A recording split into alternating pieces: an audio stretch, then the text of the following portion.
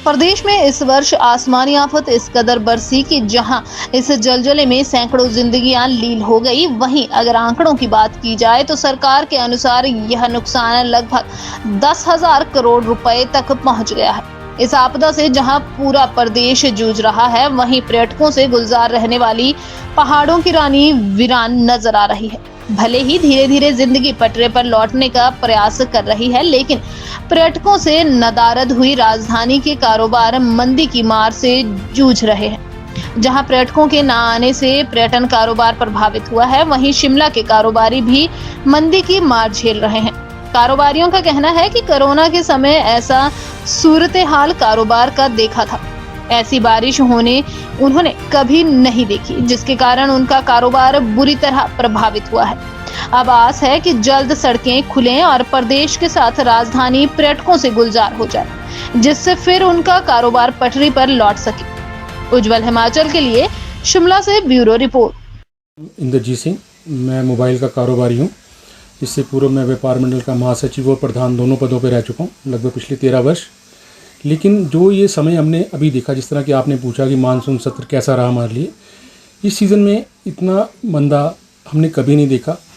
उसके मुख्य कारण जो थे, वो जो हमारी प्राकृतिक आपदा आई जिसे, तो काफ़ी हाईलाइट हुआ उस पर सोशल मीडिया पे भी, तो लोग यहाँ आए भी नहीं, और सही भी था क्योंकि रास्ते बीच में कई जगह बहुत ज़्यादा ख़राब भी थे।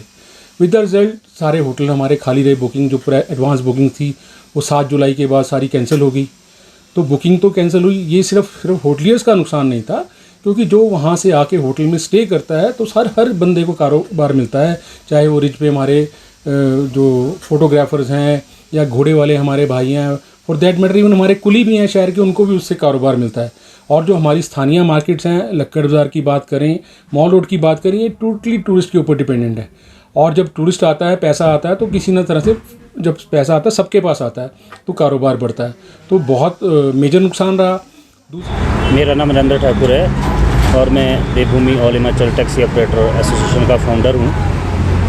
रही बात काम की, तो मेरी लाइफ में तो ये पहली बरसात है जिसमें जो एक टैक्सी व्यवसाय है वो पूरी तरह से बिल्कुल लॉकडाउन की तरह ख़त्म है। हमारा कारोबार 2 महीने से तो बिल्कुल नहीं है। दिक्कत यही है जनाब, घोड़े के घास पानी की ज़रा दिक्कत ज़्यादा है। बाकी तो चलो आदमी तो कर लेता अपने लिए इंतजाम, लेकिन जानवर का बड़ा मुश्किल हो जाता है। इस समय हमारी जो ऑक्यूपेंसी रहा करती थी वो 40-50% रहती थी नॉर्मल डेज़ में, और वीकेंड्स में वो 60 to 70 को भी टच करती थी। No doubt on discounted tariff रहती थी, मगर it was used to be very good occupancy, जो बिल्कुल ख़त्म हो गई। और इसमें ना केवल हम होटल इंडस्ट्री को नुकसान नहीं हुआ, ये तो हमारी सारे पूरे जो पर्यटन से जुड़े हुए लोग हैं, जैसे टैक्सी वाले हो गए, घोड़े वाले हो गए, फिर आपके अम्यूज़मेंट पार्क्स वाले हो गए, ऐसे कई लोग जो है वाटर स्पोर्ट्स वाले हो गए, सब लोगों, टूरिस्ट गाइड हो गए, तो सभी लोगों का जो है धंधा बिल्कुल चौपट हो गया। मेरा नाम दिलीप कुमार है। मैं 42 साल से रिच पे फोटोग्राफी का काम कर रहा हूँ। जो कोरोना काल में जिस तरह की स्थिति थी, उस तरह की स्थिति अभी भी बनी हुई है। जो ये आपदा आई, प्रकृति आपदा आई, सेम वही स्थिति है। कोरोना काल में टूरिस्ट बहुत कम था, और इसमें भी जो ये प्रकृति आपदा आई है, इसमें भी टूरिस्ट बहुत कम है। टूरिस्ट घबराया हुआ है। कोई भी टूरिस्ट जो है इस वक्त घूमने नहीं निकल रहा, घर से बाहर नहीं निकल रहा है।